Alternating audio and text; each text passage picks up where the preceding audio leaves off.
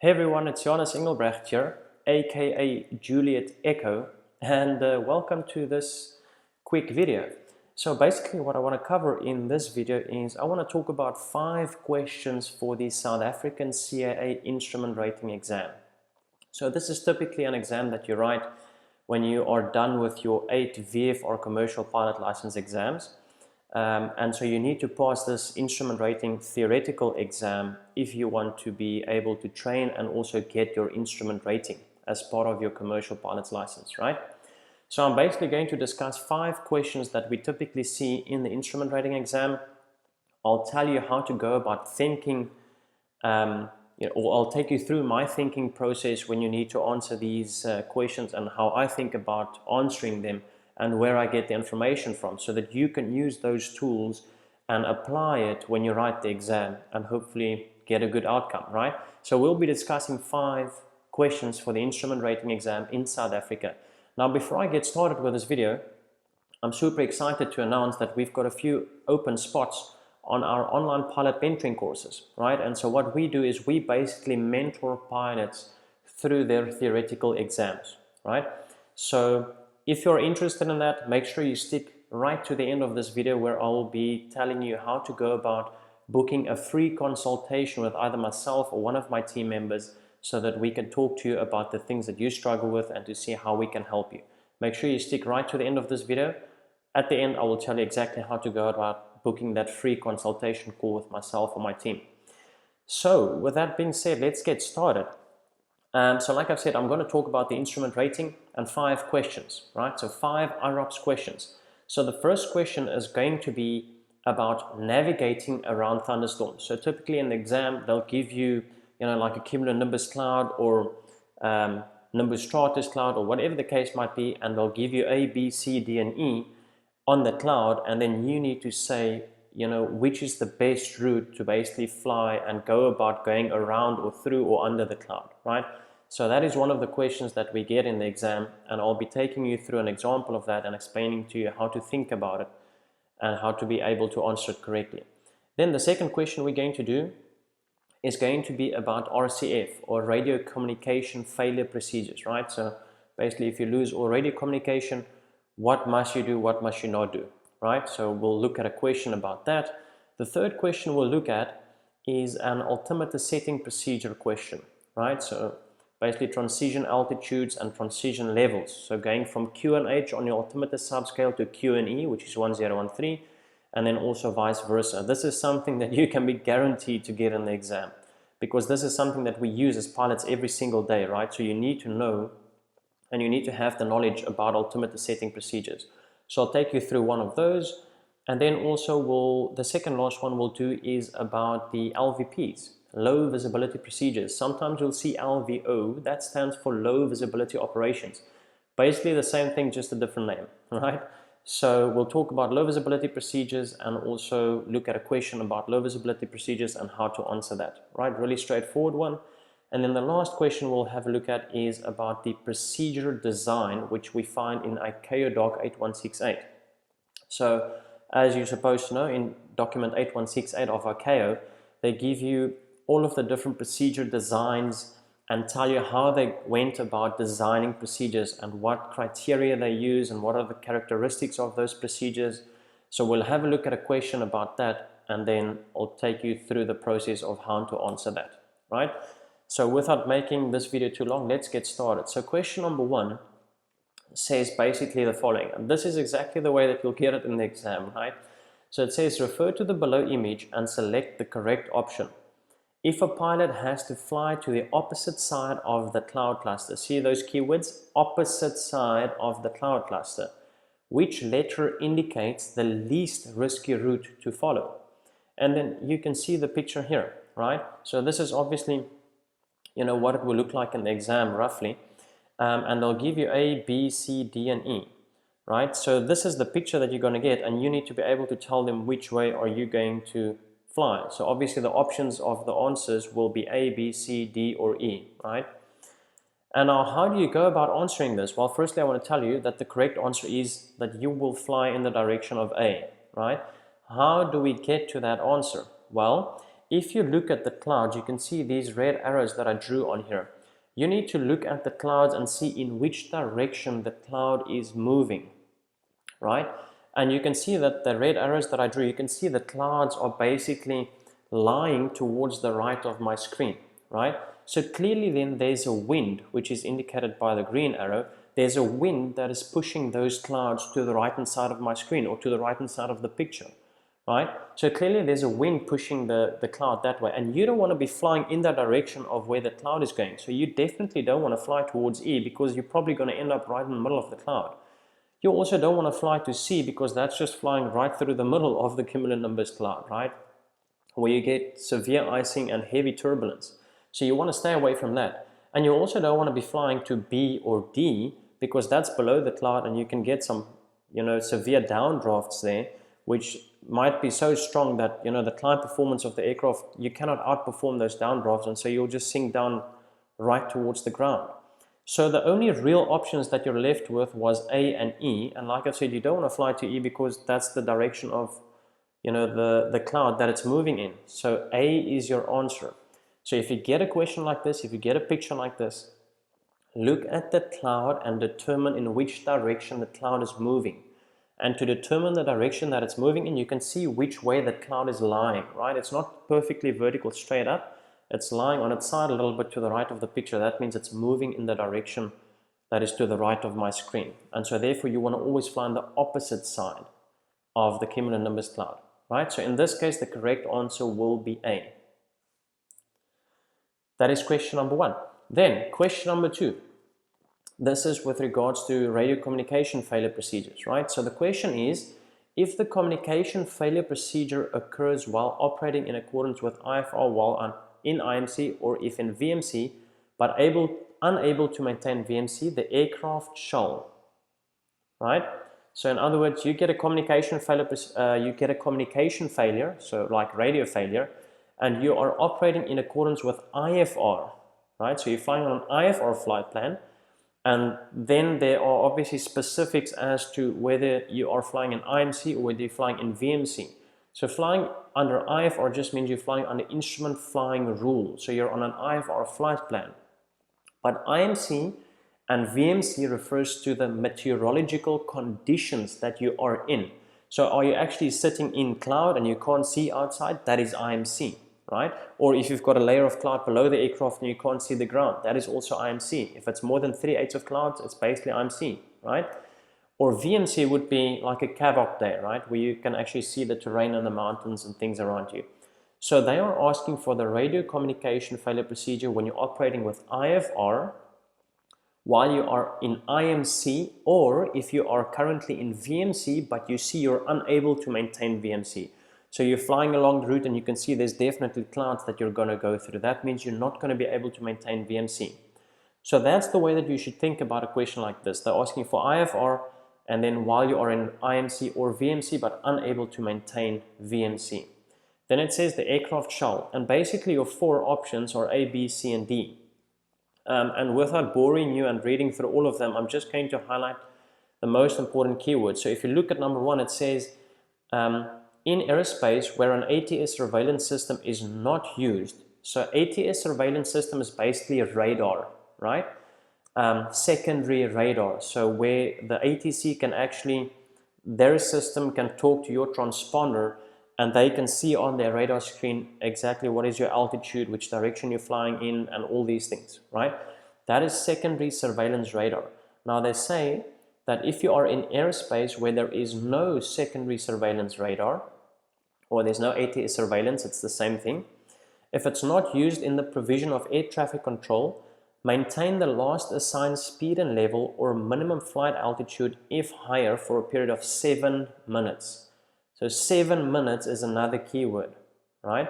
So option number A is basically saying that you're operating in aerospace without radar, and then it says that you must maintain your last assigned speed and level for 7 minutes. This is if you get a radio communication failure, right? So if your radios fail, what must you do?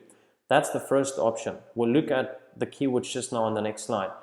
Then it also says continue to fly in instrument meteorological conditions, land at the nearest suitable aerodrome and report its arrival by the most expeditious means to the appropriate air traffic control unit. Doesn't sound right. I mean, how do you continue in instrument conditions and then land at the nearest aerodrome? That's typically when you're in VMC conditions, right? So that you can see where you're going. Then C is in aerospace where the ATS surveillance system is not used. So it's the same as A, right? It's also where there's no radar. But then it says maintain the last assigned speed and level or minimum flight altitude if higher for a period of 20 minutes, not 7. So the difference between A and B is the one says that you must maintain your last assigned speed and level for 7 minutes, and C says that you must maintain your last assigned speed and level for 20 minutes. Now guys, this is something that you must know. This is not something that you can, well, you can guess it, right, obviously, but you need to know the work here, right? You need to understand the content and you need to have the knowledge about radio communication failures, right? So A or C, it's between A or C that, you have to basically pick. D is not correct. It says maintain the last assigned flight level for a minimum of 3 minutes on reaching. That is completely out. It's either 7 minutes or 20 minutes. So to get to the right answer, I'll tell you where you can find it. The answer lies in SACAA, so the South African Technical Standards, Part 91, right, General Operating Flight Rules, Subpart 6-16, right, and then it says radio communication failure procedures. So if you go to this on the LexisNexis website, you'll find exactly what I've put on here for you, right? Now the big thing that you need to understand here is that they give you certain radio communication failure procedures for certain weather conditions. Like I've just said, either IMC or VMC. It depends on whether you can see what's going on around you or whether you can't, right? That is really important. So the first one says that if the communications failure occurs while operating in accordance with IFR and VMC are encountered, that means visual meteorological conditions. So you can see around you, you're not above cloud, you can actually descend and land at the aerodrome that's nearest, right? This does not apply to our question. Our question said we are operating with IFR while in IMC, not VMC, right? So the one that applies to us is number 2. If the communications failure occurs while operating in accordance with IFR while in IMC, or if in VMC but unable to maintain VMC, which means you're basically going to go into IMC, right? What must you do then? That is the question. So then we look at A and B, right? So A says, and guys, you have to remember this for the exam. So A says, in aerospace where an ATS surveillance system is not used, this is what we're looking for. We have those exact same words in our options with our answers, right? So it says in an aerospace where an ATS surveillance system is not used, and then C as well, in an aerospace where the ATS surveillance system is not used. So we know we must look for where ATC is not using surveillance radar. Then it says maintain the last assigned speed and level or minimum flight altitude if higher for a period of 20 minutes following the aircraft's failure to report its position over a compulsory reporting point and thereafter adjust level and speed in accordance with the filed flight plan. So basically what they're saying is if you've taken off, right, and you get radio communication failure, what must you do? You must maintain, if there's no radar, right, so in aerospace where there's no radar, and you would obviously know whether you're flying in airspace with radar or not, but if there's no radar, then you must maintain your last assigned flight level and speed for a period of 20 minutes, right? And when does that 20 minutes start? Well, it starts following the aircraft's failure to report its position over a compulsory reporting point. So you would obviously have a point en route where they will tell you to report at, right? And if you get to that point, you're trying to report and there's nobody getting back to you, well, that's when the 20 minutes start. Now you must assume you've got radio failure.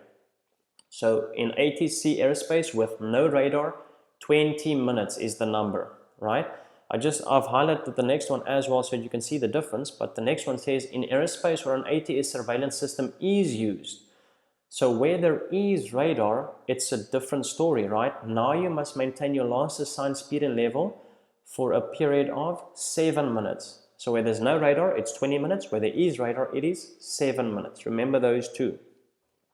And you can see they go into a little bit more detail from when your 7 minutes starts if you look at B. It says your 7 minutes starts at either the time the last assigned level or minimum flight altitude was reached, then your 7 minutes can commence, or the time that your transponder was set to 7600, which is obviously, if you get communication failure, then you must put 7600 on your transponder, right?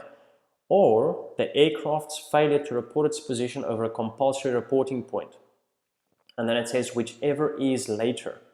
So whichever of these three things happen latest, that's when your 7 minutes start, right? So let's say you've put your transponder on 7600 and you fail to report over a compulsory point, but then at the last thing that happens is you reach your minimum flight altitude or your last assigned level, then the 7 minutes start. But if you've reached your last assigned flight level and you fail to report over a reporting point, and then only you set your transponder to 7600, then the 7 minutes start from the time you've set your transponder to 7600.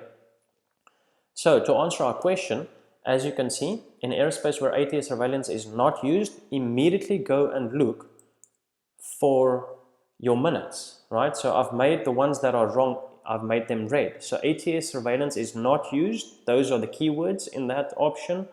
Period of 7 minutes. We know that is wrong because we know that where ATS surveillance system is not used, it's 20 minutes. So that's out. Then B, if you're flying in instrument meteorological conditions, land at the nearest suitable airport. That's not going to work because you're an IMC, you can't even see around you, right? So that is not part of the radio communication failure procedure. That is if you're flying in VMC. When you can see around you, then you can go and land at the nearest suitable aerodrome. Here's the right one. In aerospace where ATS surveillance system is not used, right, it is 20 minutes following the aircraft's failure to report its position. So that is the correct answer, right?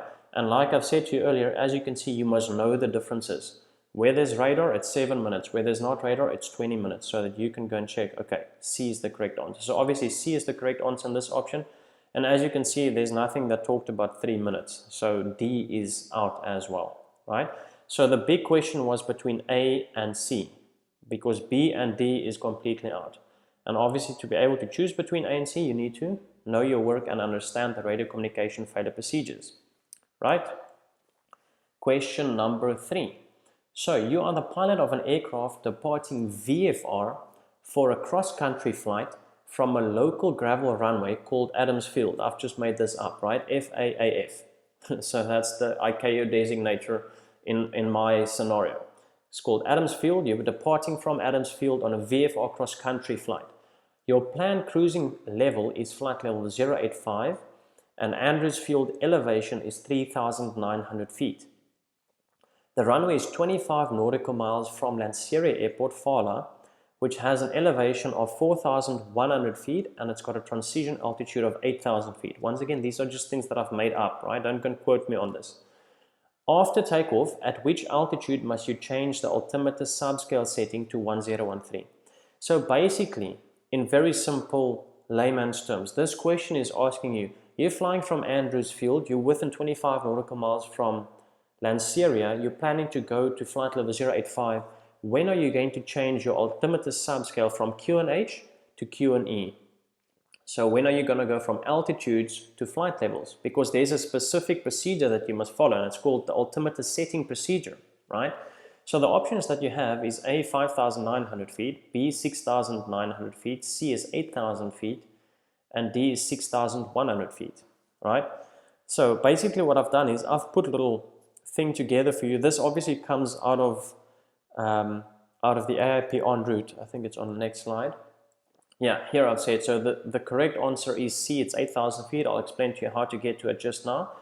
But I've referenced this from the AIP en route 1.7.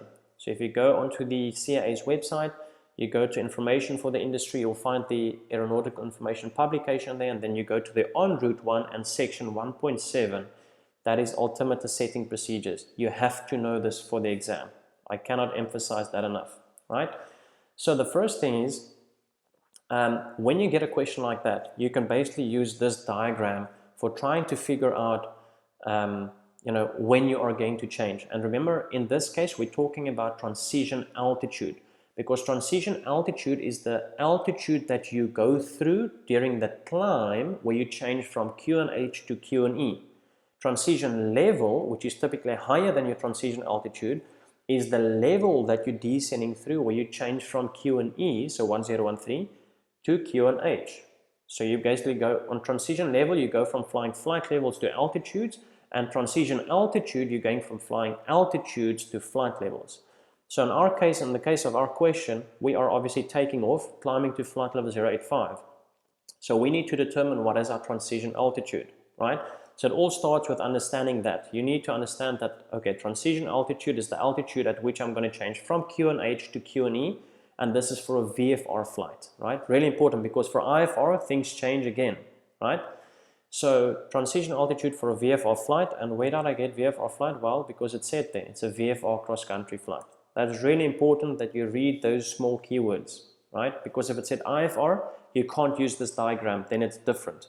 So I'll answer the IFR question in a different video. So the question that you ask yourself, right, when you get a question like that is, okay, I must determine the transition altitude, that's the first thing, and it's for a VFR flight. Then you ask yourself, am I within 25 nautical miles from an airport with a published transition altitude? That is the question. And then it's just purely a yes or a no. So let's go back and see whether we are within 25 nautical miles from a published transition, or from an aerodrome with a published transition altitude.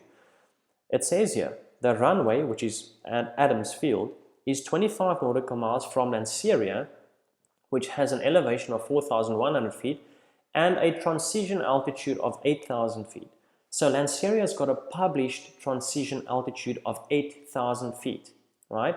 Now, what does the rule say? The rule says that when you are operating within 25 nautical miles from an airport that's got a published transition altitude, you must comply with that airport's transition altitude, right? Which is, in our case, 8,000 feet. So let's go back to the diagram. Am I within 25 nautical miles from an airport with a published transition altitude? Yes, we are, because Adams Field, it says in the question, Adams Field is within 25 nautical miles from Lanseria, and Lanseria's got a published transition altitude of 8,000 feet. So we go yes. If you did go no, right, I'll get back to that. Let's just first finish this. So let's go yes. So if you go yes, we are within 25 nautical miles from that aerodrome, then you need to ask another question. Is my cruising altitude above their transition altitude, right? So if I go back, what is our cruising altitude? It says your planned cruising level is flight level 085. And what is the transition altitude of Lanseria? It is 8,000 feet. Remember, you are not going to change to flight levels if you don't go through the transition altitude, right? So if your flight level that you're cruising at was, let's say, 065, then you're never going to reach that transition altitude. So you're not going to change to Q and E, because you're not going through 8,000 feet. Then the rule changes a little bit. So that's why you need to ask this question. Am I flying at an altitude or a flight level that is higher than the published transition altitude, right? And in our case, it is yes, because we're going flight level 085 and Lanseria's got a published transition altitude of 8,000 feet, right? So just back here, is my cruising altitude above their transition altitude? Yes, it is. So then what is the answer to this? Well, we change to 1013 passing the transition altitude. So you can see that we followed the blue block and then the green blocks, right? So going back, you can see flight level 085 is above 8,000 feet. So we're eventually going to climb through Lanseria's transition altitude. So that means at 8,000 feet, we must change from Q and H to 1013, which is Q and E, or the standard setting. Then we will start flying flight levels. So the correct answer is C, 8,000 feet, right? Now let's just go back to the diagram. Let's say you have said no here. So you are within 25 nautical miles from Lanseria. Yes, you are. But let's say your cruising altitude was, like I said earlier, flight level 065, right? So now when you ask the question, is my cruising altitude above their transition altitude? The answer is going to be no, right? Because we're at flight level 065 then, and the transition altitude is 8,000 feet. So we're never going to get there, right? Now the rule changes. Now you need to change to 1013 when you are further than 25 nautical miles away from the field, right? So when you are further than 25 nautical miles away from Lanseria, then you can change from Q and H to Q and E. So initially you'll fly 6,500 feet, But as soon as you're further than 25 nautical miles away from Lanseria, then you can change to 1013. Then you can start flying flight levels. So be really careful with that. If they give you a cruising level that is below the transition altitude, then the answer would have been you must change to Q&E when you are further than 25 nautical miles away from the airfield, right? Really important. And then if we ask the question, am I within 25 nautical miles from an airport with a published transition altitude, and your answer is no. So let's say, as an example, let's say Adams Field was 40 nautical miles away from Lanseria, right? Then obviously we would have said, no, we're not within 25 nautical miles. So the answer is no. Then what you use is you use 2,000 foot above ground level as your transition altitude. So if I go back to this question, let's say we were 40 nautical miles away from Lanseria. Adams Field has got an elevation of 3,900 feet. So we'll be taking off from that. And then when we pass 2,000 feet above ground, which above sea will be 5,900 feet, right? So it's 3,900 plus 2,000. That would be our transition altitude, 2,000 foot above ground. That is if you're further than 25 nautical miles away from an airport that has a published transition altitude. Then you use 2,000 foot above ground level. So in this case, the answer would have been 5,900 feet, which is A, right? That's if we were further than 25 nautical miles away from Lanseria. So you can use this diagram to basically just ask yourself, a few questions and then get to the right answer. It's very easy. You just have three options, right? It's either change to 1013 passing the transition altitude, change to 1013 when you're further than 25 nautical miles away, or use 2,000 feet above ground level as your transition altitude. And how you get to them is just by asking these questions I've shown you on the screen. Really simple and straightforward. It's very difficult to make a mistake if you follow a diagram like this. So like I've said, the correct answer in our case, because we're within 25 nautical miles from Lanseria, it's 8,000 feet, so we'll comply with Lanseria's transition altitude, so the correct answer is C. And if you want to reference this, AIP en route 1.7. Then question number 4, and this is LVPs. So the question basically just says LVPs, which stands for low visibility procedures, become effective when? Now guys, this is also something that you need to know. This is not something that somebody can explain to you or that you need a formula for. It's just plain simple theory that you have to know. LVPs become effective when the lowest RVR is less than 600 meters and the cloud ceiling is 200 foot or less. And it can be either of those two. It doesn't have to be both. So if the RVR is less than 600 meters but the cloud ceiling is 2,000 feet, it will be LVPs. Or if the cloud ceiling is on 50 feet and the RVR is 1,000 meters, it will also be LVP. So it's either or, both of them or then one of them, right? And to basically get this information, to go and read up on it, you can go to AIP en route 1.8-18. So it's also in the AIP en route section. It's just after the altimeter setting procedures. Altimeter setting procedures is 1.7. This is section 1.8-18.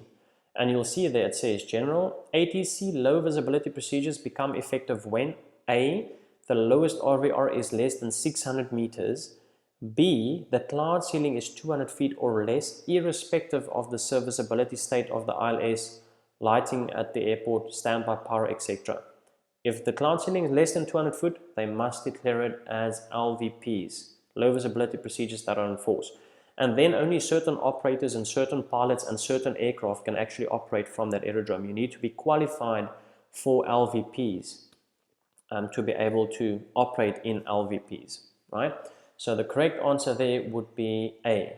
That is the correct answer. So it's basically just a straightforward theory question that you need to know. And as I've said, it's either or, right? If the RVR is less than 600 meters and cloud ceiling is 200 feet or below, then it will be LVPs, or just one of them will also cause the aerodrome to go under LVPs, right? Then question number 5. So the procedures that are designed according to ICAO Doc 8168 have been developed for, then options, the following operation conditions. It should be operational, right? Sorry for that mistake. So the following operational conditions. RVR lower than 550 meters and cloud base lower than 200 feet AGL. Normal and non-normal conditions, emergency conditions, or just normal operating conditions. Now firstly, let's just talk about what is ICAO Doc 8168. That is a document that describes to us as pilots how they have designed the instrument procedures, like your standard instrument departures, your standard arrivals, your NDB approaches, your holding patterns, the obstacle clearance that you have when you are in a hold. All these things is explained in ICAO Doc 8168, and we as pilots have to comply with that. And that is also the reference material that certain countries use to basically design their procedures, right? It all comes from that document. Now, as you can imagine, ICAO can't design these procedures for emergency conditions because there are so many of them, it's impossible to cover them all, right? So the answer to this is very straightforward, and I'll show you where I get it from just now so you can actually reference it. But it is designed for normal operating conditions.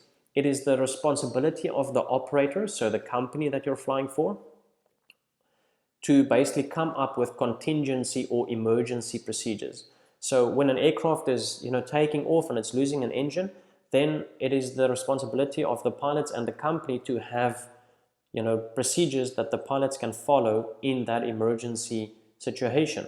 The procedure, the standard instrument departure or the ILS, is not going to be designed according to emergency conditions. It is always designed keeping in mind everything is fine and smooth, so normal operating conditions. And that information comes from Chapter 1 out of ICAO Doc 8168.